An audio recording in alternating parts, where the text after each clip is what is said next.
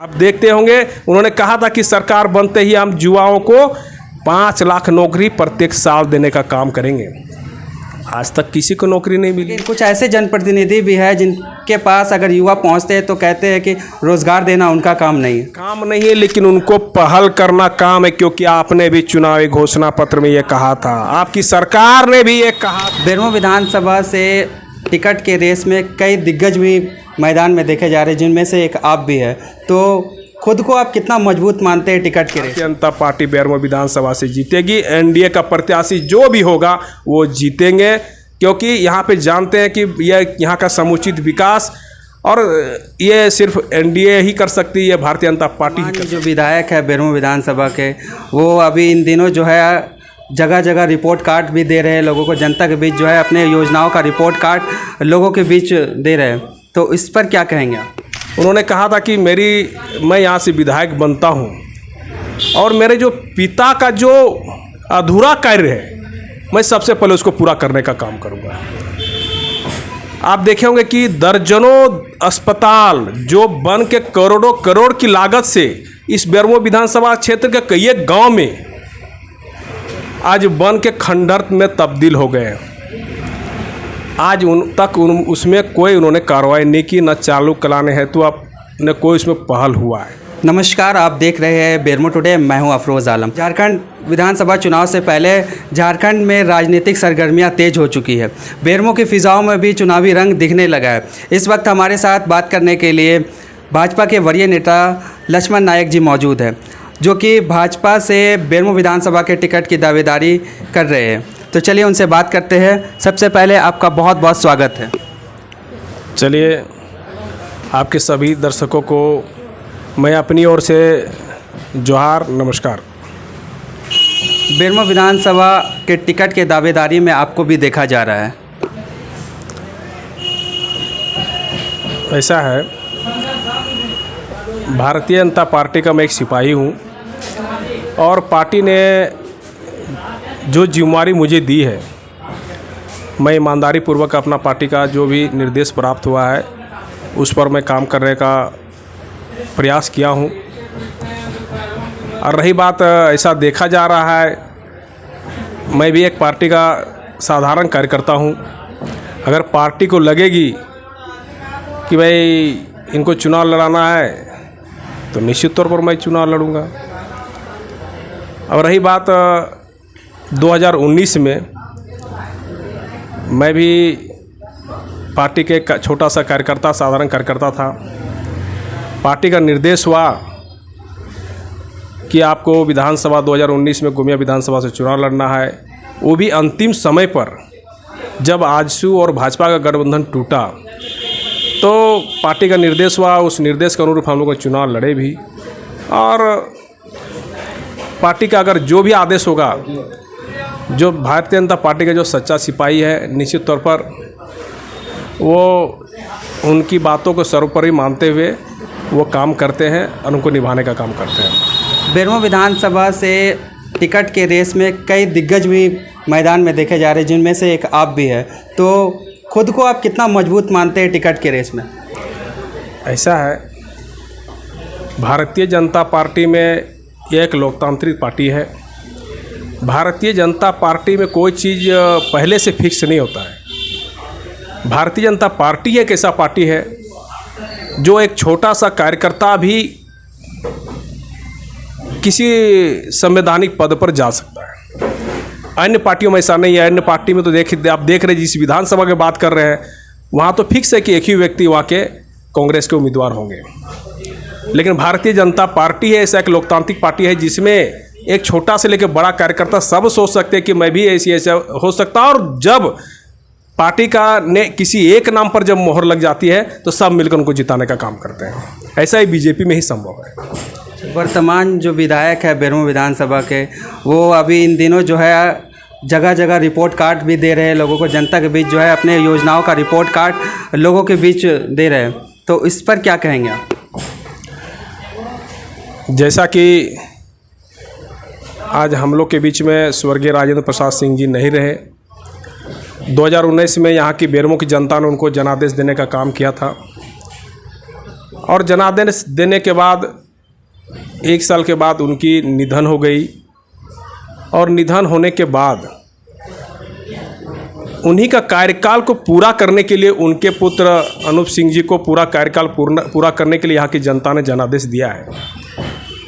उन्होंने घूम घूम के कहा था, जैसा कि आपको भी पता होगा, यहाँ की बेरमो के सभी जनता को भी पता है, कई एक वादे किए थे।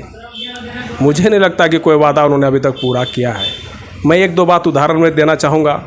उन्होंने कहा था कि मैं यहाँ से विधायक बनता हूँ और मेरे जो पिता का जो अधूरा कार्य है मैं सबसे पहले उसको पूरा करने का काम करूँगा।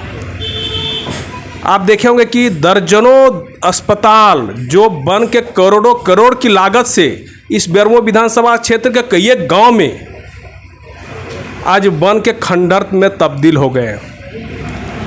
आज उसमें कोई उन्होंने कार्रवाई नहीं की, न चालू कराने हेतु अब न कोई उसमें पहल हुआ है, क्योंकि उनका यह वादा था कि हम अपने पापा के अधूरे काम को मैं पूरा करने का काम करूंगा। लेकिन आज तक उन्होंने नहीं पूरा किया। ये जनता सब देख रही है। उन्होंने कहा था कि जरडी को अनुमंडल का दर्जा अनुमंडल बनाएंगे। आज तक उन्होंने अनुमंडल नहीं बनाया, जबकि उनकी सरकार भी है। आप सारे चीज़ देख रहे हैं। इस तरह कई एक वादे तो इनके विधायक है, उनके सरकार के दल के। अभी जो वर्तमान में जो राज्य की सरकार जो 3 दल के ठग गठबंधन में, इसलिए बोल रहा हूँ कि उन्होंने जनता को ठग कर 19 में सत्ता में आने का काम किया है। पूर्व में रघुवर दास जी के नेतृत्व में बहुत सारे विकास के काम हुए थे। उन्होंने सरकार बनते ही बदले की भावना से कई एक जन कल्याणकारी योजना को बंद करने का काम किया। जैसा कि मैं आपको बता रहा हूँ, मुख्यमंत्री कृषि आशीर्वाद योजना, जो किसान बाहुल क्षेत्र में किसानों का कैसे आत्मनिर्भर बने, इसके लिए योजना लाई गई थी कि उनको प्रति एकड़ 5,000 रुपया और अधिकतम 5 एकड़ पर 25,000 मिलता था। सरकार बनते हुए योजना को बंद करने का काम किया। आप देखते होंगे महिला सशक्तिकरण की दिशा में 50 लाख तक की संपत्ति का रजिस्ट्री शुल्क मात्र 1 रुपया लगता था। उस योजना को भी उन्होंने बंद करने का काम किया।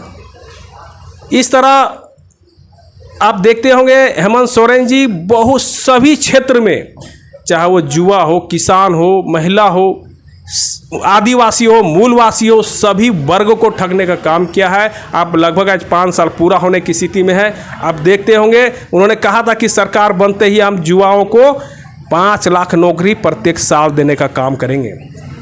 आज तक किसी को नौकरी नहीं मिली। बोले थे कि अगर नौकरी नहीं देंगे तो जो ग्रेजुएट है उनको हम बेरोजगारी भत्ता देने का काम करेंगे। जो ग्रेजुएट है उनको 5,000 और जो पोस्ट ग्रेजुएट है उनको 7,000 रुपया, इस तरह बेरोजगारी भत्ता देने का उन्होंने आश्वस्त किया था। लेकिन आज तक बेरोजगारी भत्ता नहीं मिली।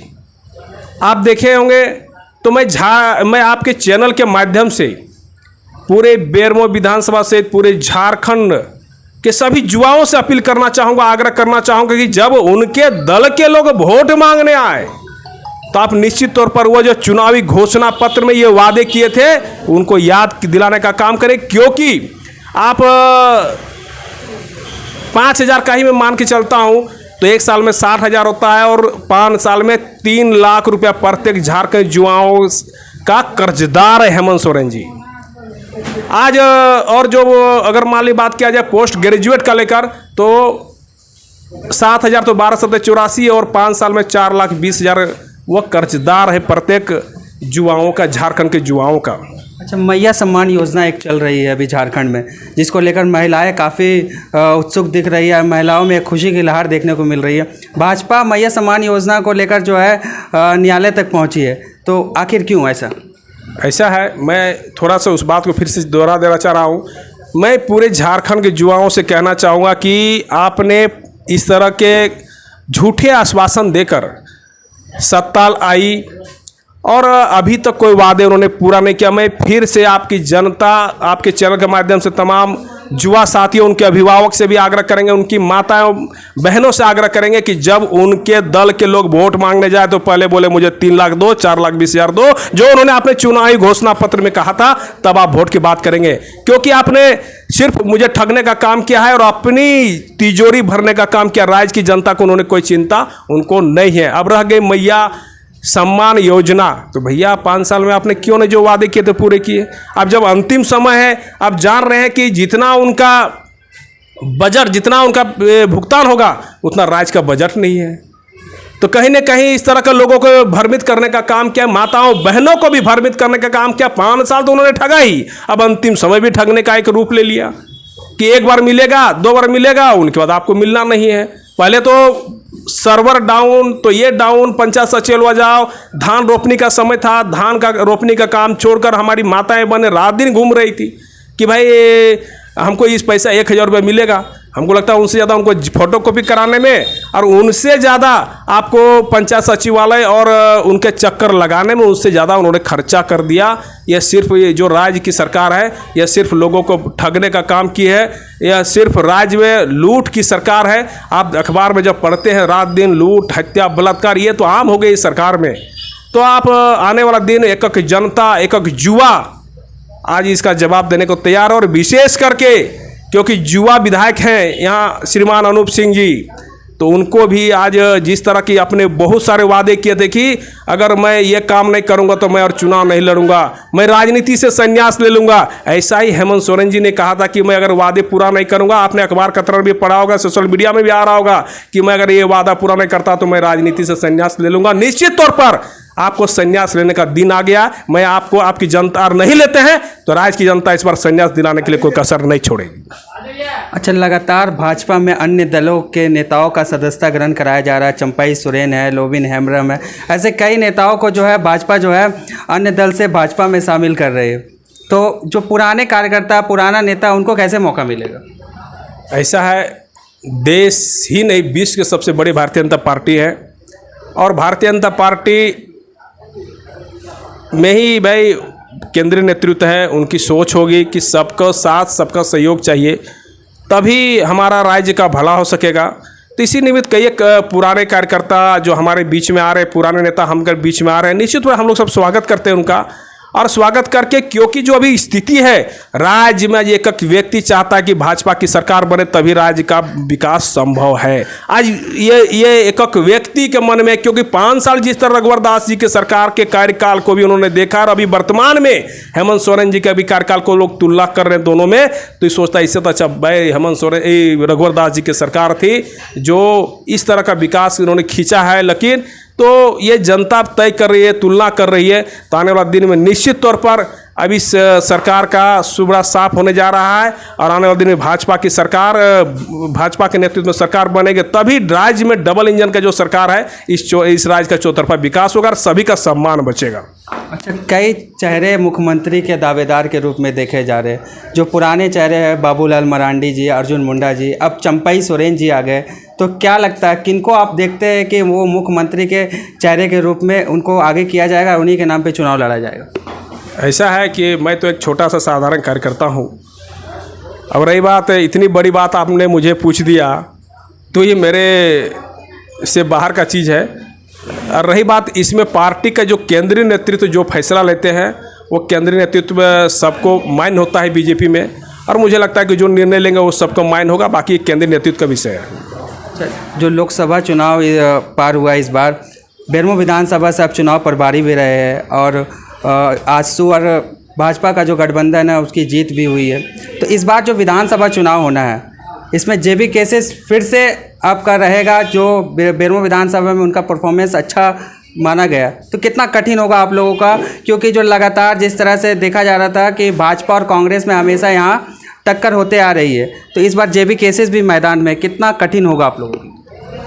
ऐसा है, सबसे पहले मैं बेरमो विधानसभा के तमाम मतदाता भाई को धन्यवाद देना चाहेंगे कि आपने भाजपा और आजसू कार्यकर्ताओं के आग्रह पर और नरेंद्र मोदी जी के पर विश्वास रखकर आपने एनडीए प्रत्याशी श्रीमान चंद्रप्रकाश चौधरी जी को बेरमो विधानसभा से 25,468 वोट के जीत के अंतर से, जो हमारे प्रतिद्वंदी थे आदरणीय श्री मोथरा महतो जी से दर्ज कराई।